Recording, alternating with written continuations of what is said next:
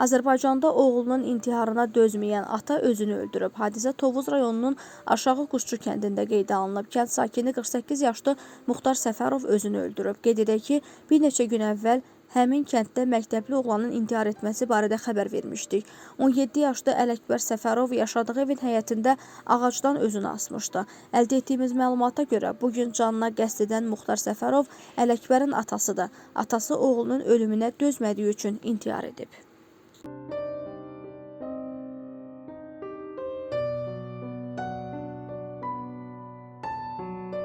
Cəlilabadda ağır yol qəzası baş verib. Hadisə rayonun Uzuntəpə Günəşli yolunda qeydə alınıb. Belə ki, Lerik rayon sakininin idarə etdiyi Mercedes-Benz markalı minik avtomobili idarə etmədən çıxaraq körpüdən çaya düşüb.